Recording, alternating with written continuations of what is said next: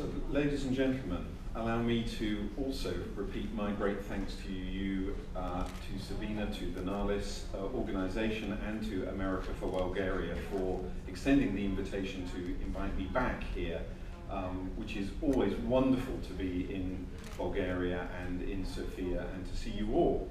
And I'm going to spend the next half an hour or so by giving you an outline of some of the different kinds of collaboration, not just digital collaboration, but other kinds of collaboration which have a digital component that we are engaged in Oxford. I'm going to go through quite a lot of them, so I'm going to go through them quite quickly. And then I'm going to end up with some lessons that we have learned, that I have learned. They're very much a personal perspective. And I hope that there might be some questions at the end that I pose for NALIS and for the future of your organisation. But first I'd like to dedicate my talk to Dincho, who first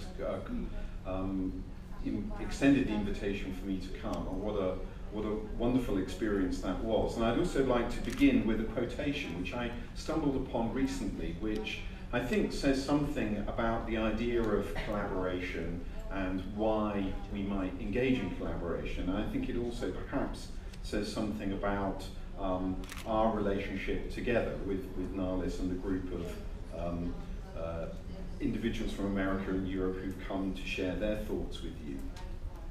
It comes from Cicero. It comes from his great treatise on friendship, the De Amicitia, and it's an English translation from 1698. Though a man were admitted into heaven to view the wonderful fabric of the world and the beauty of the stars, yet what would otherwise be rapture and ecstasy would be but a melancholy amazement if he had not a friend to communicate it to. I think that's sort of why we're in this business, is to communicate what we have inherited or gathered, and to share it with as many people, as many friends as possible. So I'm going to give you a little talk about the Bodleian. We'll whiz through that quite quickly. I'm going to talk about two aspects of collaboration: collaborating with a local, in a local setting, and then in a global setting. And then, as I say, come to some lessons learned. So we're an old, established library. Although we were founded in 1603, the university goes back a long way earlier than that, into the Middle Ages, and the university had a library at least at around 1200. And we have a lot of libraries, and every time I think that we're sort of reducing that number, another one pops up from nowhere. And the 30 libraries that form the Bodleian are just part of a whole series of libraries, large and small, in Oxford itself. Not just university libraries, but city and other special libraries too. And we have a lot of stuff. We've accumulated a lot of materials, which both physical and now digital, which we're constantly wrestling with in order to keep, to preserve, to manage and make them available. But collaboration's always been a factor of the library's existence. I'm the 25th librarian of the Bodleian, and the first one was a man called Thomas James, and in 1600 he embarked on one of the first Union catalogues. It was a list of manuscripts held in the college libraries of Oxford and Cambridge, and it was published in 1600. And in the preface, he writes thanking all of the librarians who helped him compile this list. So we have a tradition that we try to build on, and we've done that through a number of ways, by joining consortia. So we were a founding member of Research Libraries UK, which used to be called the Consortium of University Research Libraries, but we've extended ourselves to include national and other libraries, not just academic libraries. And then we're in a variety of other consortia. And we're also a legal deposit library. And one of the weird things about the United Kingdom is that there's not just one library of deposit, as there are in most countries, the National Library, but there are 6. And I'll talk a little bit about that in a moment. So, we have this wonderful history. We live in occupy wonderful old buildings, and also tried to go about modernising some of those buildings in recent years to try and fit the spaces that we provide for our academic community and our visitors to the needs of the contemporary age. And this is our business school library, for example, very, very modern, but all of our spaces continue to be incredibly popular, just as Joe was telling us about Ovenden. And perhaps you can stare at this slide when it goes up on the NALIS website, because there's lots of data on there. But we've been trying to encompass some of the use of the library and its impact on our community with some of these statistics, which I'll come on to. I'll mention some of them as we go through the main presentation.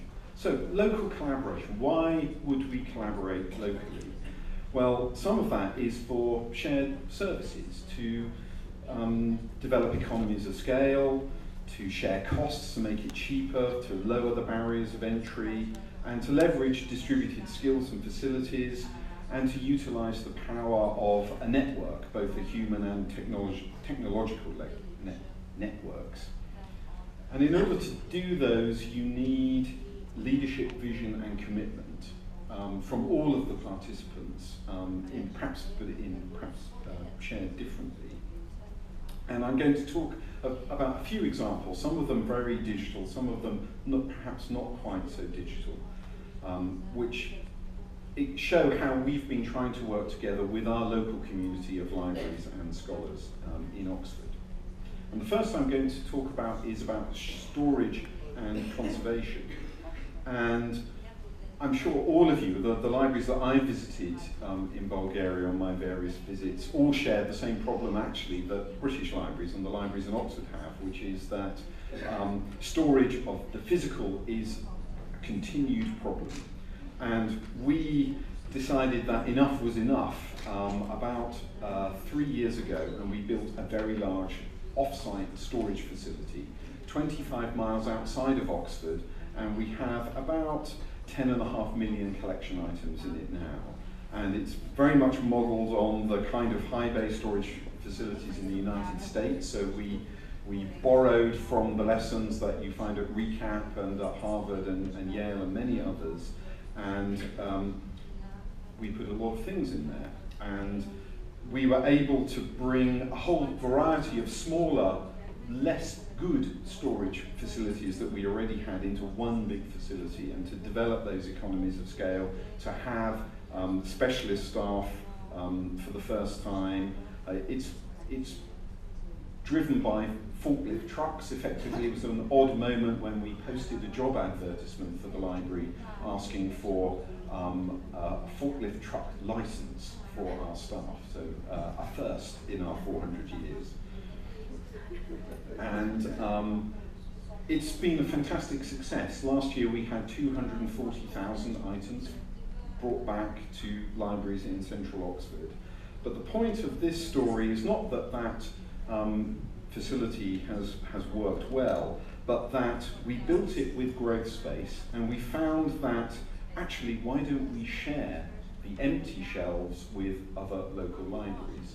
So we now have a number of college libraries who are depositing their collections on the empty shelves of our facility, but also a number of university libraries in other parts of the UK are also using the facility. So they've been able to buy in to this large facility to share the technological and human infrastructure to store materials at a very high standard, with a very high service standard as well, without the cost of having to go through and build their own facility. And the same is sort of true for our conservation laboratory. So we found that a number of libraries in the UK, particularly the smaller libraries, when cuts have come, their conservation activities have been one of the first things to suffer. And we've been able to protect, to some extent, our own expertise in this area in book and paper conservation. And we've been able to keep hiring staff who have specialist skills, for example, in paper restoration. This is an Islamic manuscript from the 12th century. Or specialist skills. This is actually map conservation. Or using specialist equipment. This is actually hyperspectral imaging. And we've, again, found that a number of libraries who have not been able to keep up or maintain facilities or to grow their own technological capability in conservation have come to us and asking if we can undertake particular conservation tasks for them.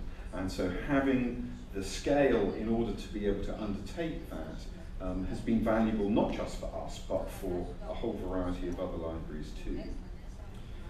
I shouldn't really mention shared cataloguing to you because with NALIS that's the core of your collaboration. We share the same technology and we have built our own database now with a whole variety of other libraries, not only our own, the 30 libraries that form the Bodleian, but the 38 college libraries and a number of other libraries in the vicinity of Oxford. It's growing all the time. I think my message here is that it takes time to bring the doubters, those institutions which would rather be on their own, into the fold. So don't give up hope. Keep working at your collaboration. Keep refining your services, perfecting them, and sharing the great successes that you've had, because over time, those other libraries will join you eventually. And that's been true for us. We've had a shared system which actually started on a huge card catalogue back in the 1960s. And we eventually migrated that onto a database, and that has grown, and more libraries have come on over time. And there are a few outliers which we're going to apply the thumb screws to shortly. The other thing which I would encourage you to think about, and something that we found again to be beneficial in Oxford, is the training and development of staff, or what some people call the mortal in the portal. In a digital age, it's often easy to forget the fact that actually all of these systems work because of people and because of the skills and expertise that they have. And one particular project that we have at the moment is traineeships, and we still operate a system of graduate trainees who are placed in the library for a year. They're paid before going on to do postgraduate qualifications. And we have a particular program at the moment which is looking at digital archives and looking partly at the inheritance of collections, often personal collections, that are now held digitally, and this is just one example of that. It comes from the archive of the charity Oxfam, which has been given to the library, and there's lots and lots of ancient digital media in it. Some of you may remember these things, and also collections now coming that look like that. They're not manuscripts, rare books, bound leather, finely gold tools, but they're still absolutely vital formats of information storage. And our ability to be able to manage those formats for future historians, for future scholars, is of absolutely critical importance. And so we have examples which are very live examples. This is the archive of a cabinet minister called Barbara Castle, who later became Baroness Castle, who left us about over 100 boxes of paper and 2 old Amstrad PCs, which our staff had to hack because she didn't leave any passwords, and they had to hack into these very ancient machines to get the data off and to put them into a stable environment. And so we now have a program to train young potential librarians and archivists using the technique which our core staff have been able to develop and to seed the profession. And a number of other libraries are sending us their staff to join that program. Finally, I'd like to talk a little bit Anne has actually mentioned this in a far more compelling way than I'm going to, but we're also trying to harness the benefits of the crowd, and obviously for a university library our crowd quite often wear mortarboards. One particular project that we have at the moment is called What's the Score at the Bodleian, and this is aiming to have people help us catalogue uncatalogued collections of mostly 19th century music scores.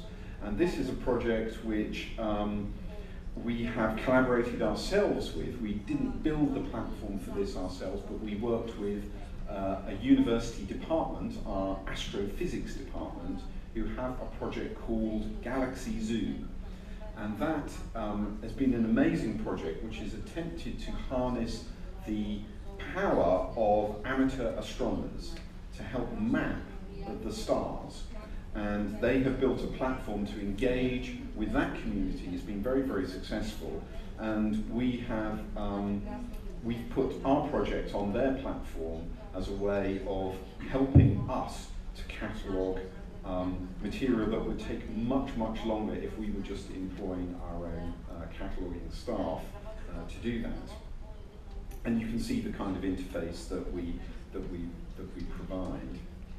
We've also been doing, like has been mentioned before this morning, hackathons as a way of engaging with our communities, perhaps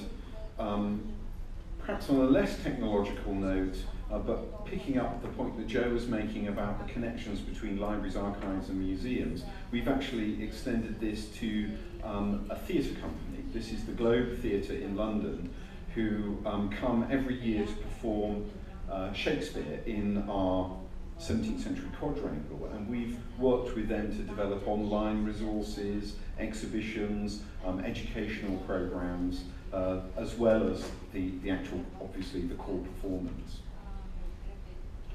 And we also have a great collection of material on sub-Saharan Africa in our library, and we've been trying to extend the reach of that collection by working with other communities. In this case, an established prize for contemporary authors called the Kane Prize for African Writing, which we now host the award ceremony and work with the Kane Prize Foundation to help support the promotion of contemporary writing in Africa. So moving from the local to the global, some of the same approaches apply, but I think there are some difference here. So the kind of shared service agenda is also very much relevant here, and particularly in a digital environment.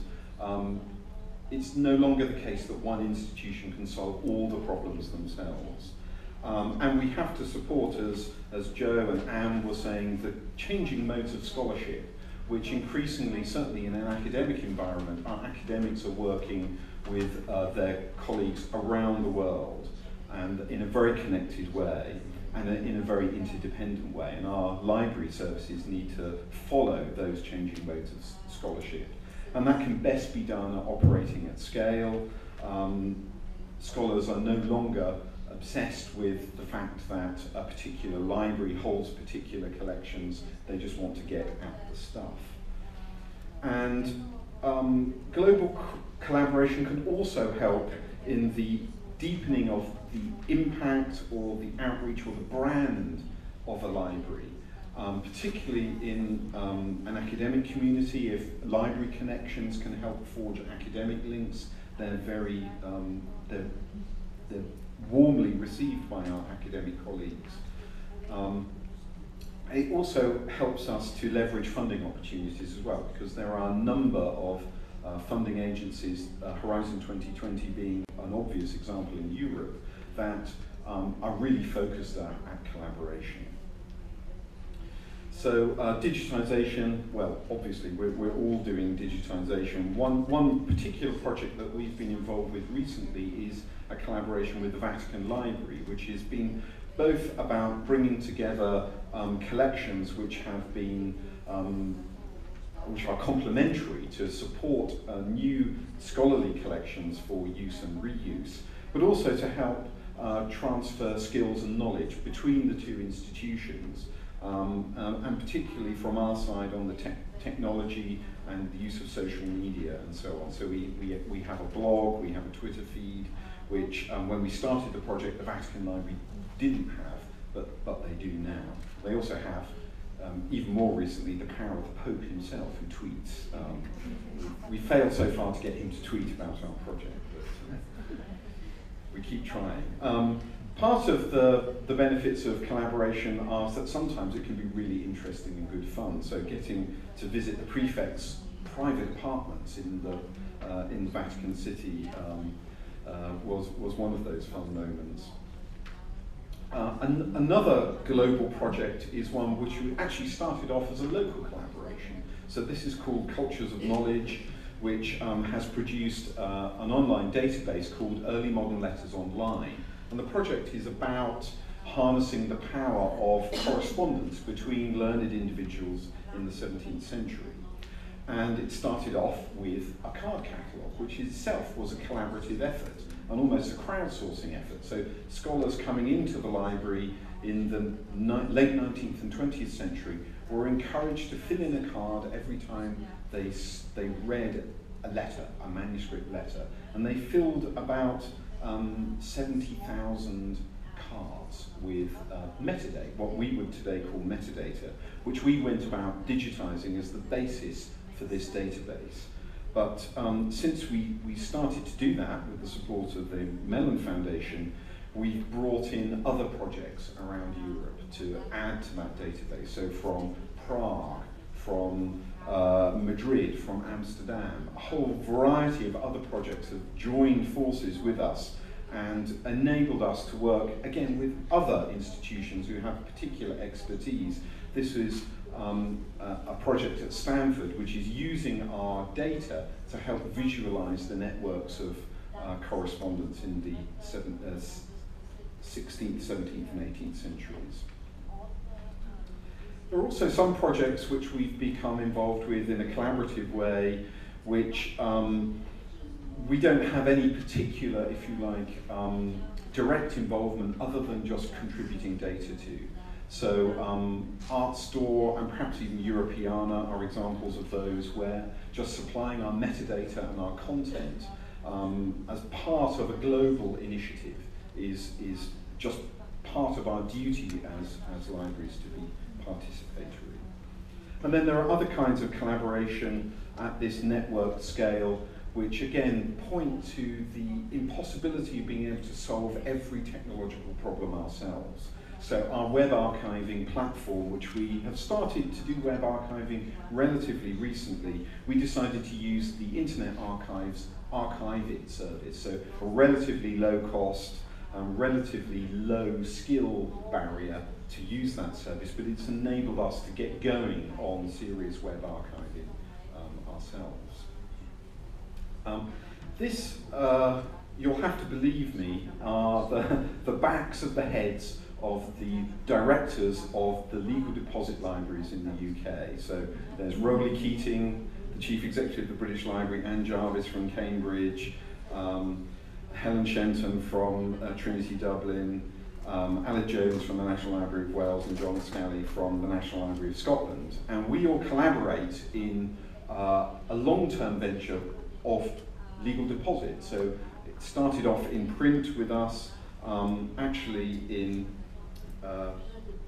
1710 with the Copyright Act. We'd actually begun it a century earlier with an informal arrangement, but the whole process of legal deposit really started in the 18th century and grew to encompass the 6 libraries.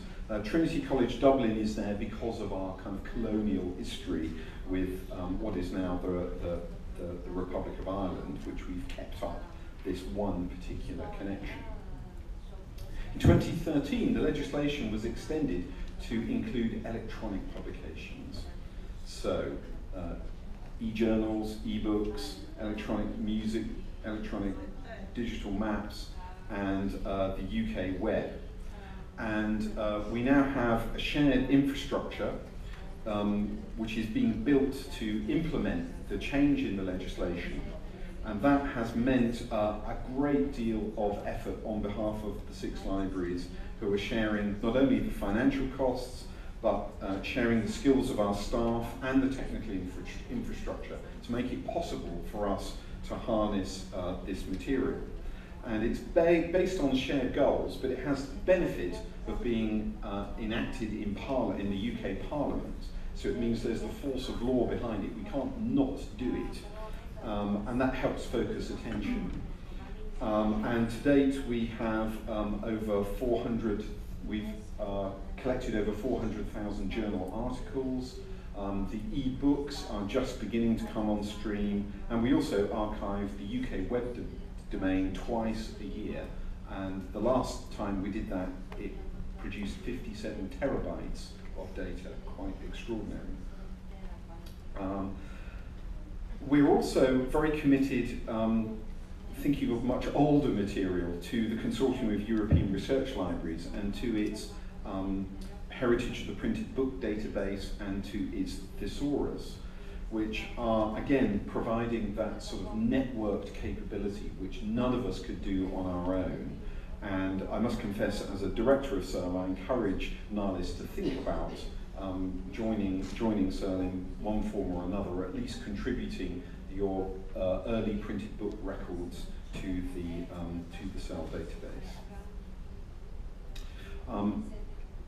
Another collaboration we've done, which has a slightly different business model to CERL, which is based on a simple kind of subscription, is one we did with the University of Michigan over the last 13 years to develop a project called the Early English Books Online Text Creation Partnership, which is about creating machine-readable text for all books printed in the English language up to 1700. So around 75,000 texts, which we have had 2 teams, one in Michigan, one in Ann Arbor, one in Oxford, doing TEI markup to those texts to make them machine readable and machine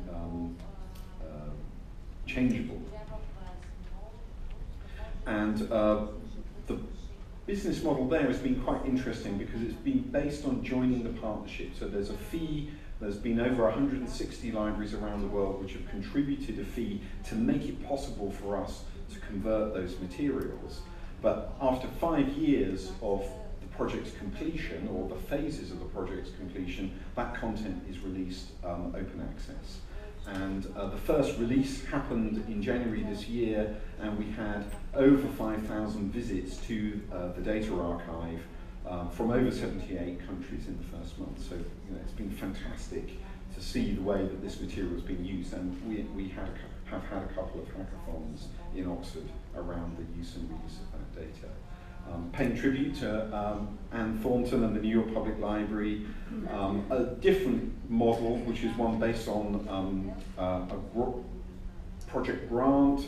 There's been one to digitize all of the distributed copies of the Shelley and Godwin notebooks. So the poet Percy Shelley and his wife Mary Shelley Godwin produced a number of poetical and literary notebooks during their lives, which are now split between the great collections of the Romantic literature, the Bodleian, the New York Public Library, Harvard, the Huntington Library, and so on. And we've been able to work together collaboratively to reunite those archives. And it's wonderful to see the logos of the different institutions on the website. And so this example of global branding, the impact of your collaboration that can have and be sustained is part of the reason for doing it.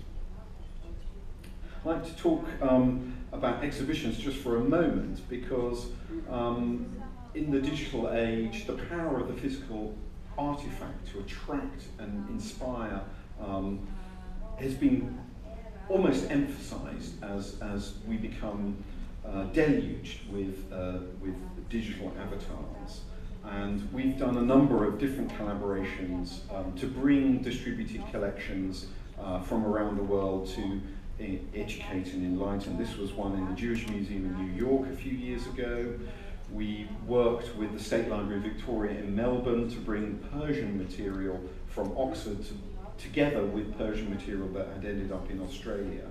And at the moment we have an exhibition of our own, which is very much a kind of treasures exhibition, which we've been working first with the Morgan Library in New York, and soon libraries in Asia to share our collections. I'm going to speed through those. My final example is actually one which we think is unique, and that is the first, what certainly at the time, it may have been superseded, was the first example of an archival collection held, owned and acquired by two different institutions in different countries. And this is the archive of letters between Franz Kafka and his sister Ottla, which came on the market in 2011 and were acquired jointly by ourselves, who we hold the bulk of the Kafka archive, and the Deutsche Literaturarchiv in Marbach. And we'd both been trying to raise the money to acquire these letters, as we knew they were coming up at auction. And frankly, we hadn't been able to raise the money. It was €1 million, and we weren't getting anywhere close to having enough money to bid at auction. And I rang Ulrich Ralph, the director of Marbach, up in desperation one day and I said, Ulrich, you know, why are we competing against each other to own this material? Why don't we join forces? And he said, I'm so glad you contacted me, because we haven't raised enough money either. But joining our funds together and also going out to seek the remaining funds from donors, the collaboration was what made it exciting and made it possible for us to raise the remaining money.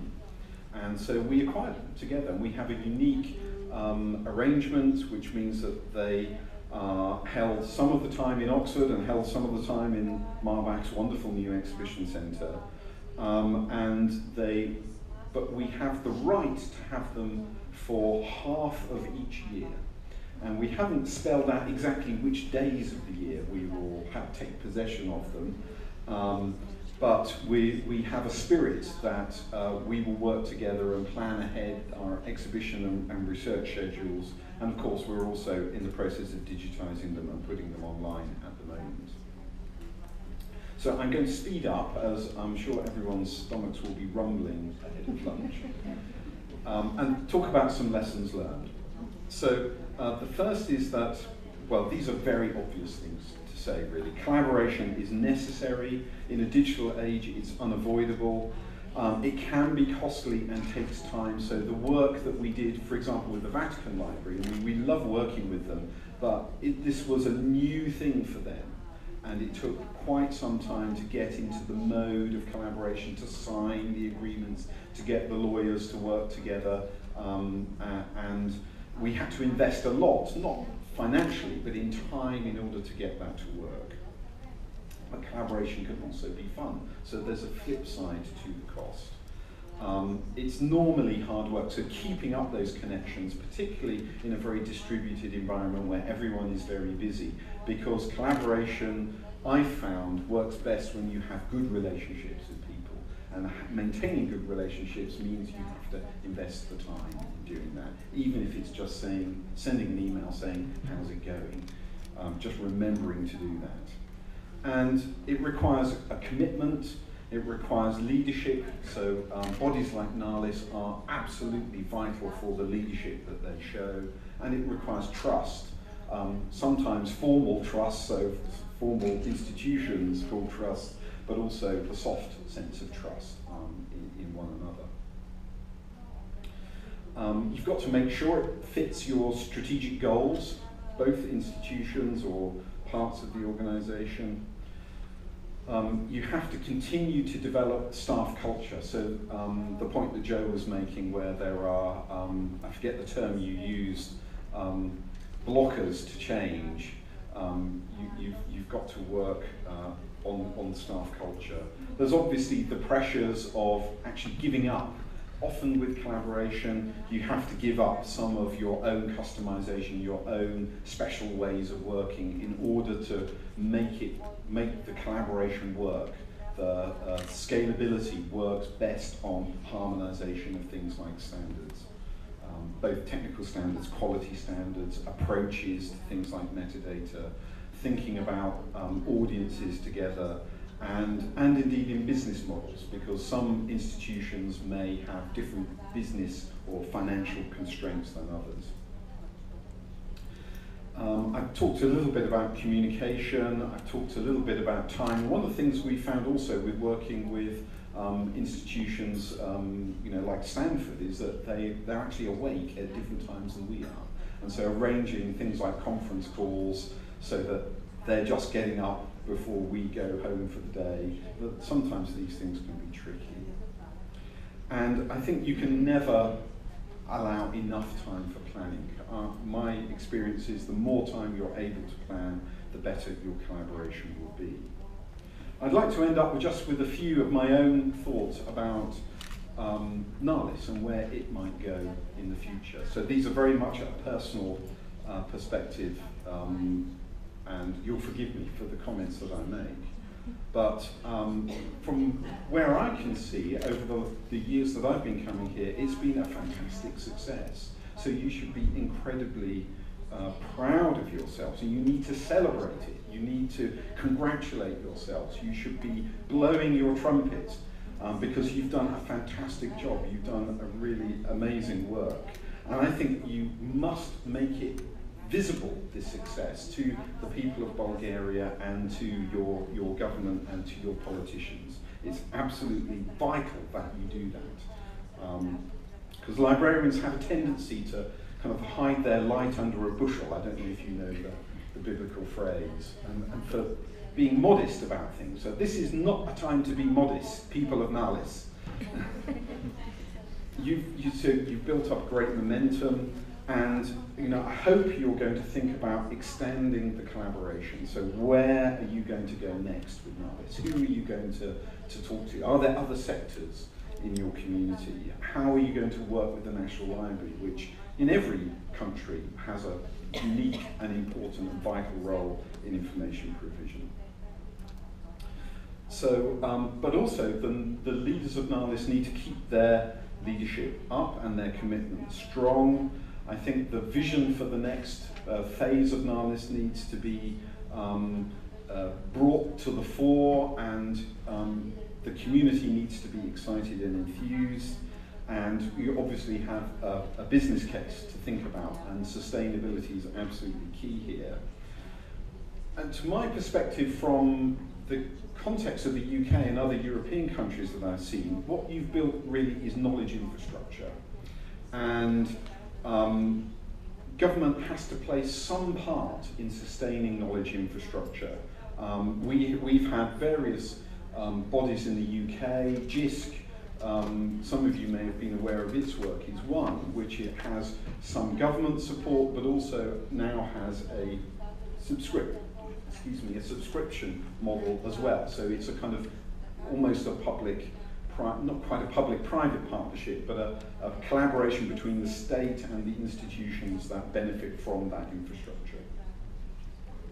And I think if the government is serious about education and the knowledge economy of Bulgaria, it needs to invest in its academic libraries and this particular piece of knowledge infrastructure as the rest of the world becomes more collaborative and requires the infrastructure to support not only that collaboration, but the knowledge exchange, the innovation and the entrepreneurship, which are going to depend on it. So, thank you very much.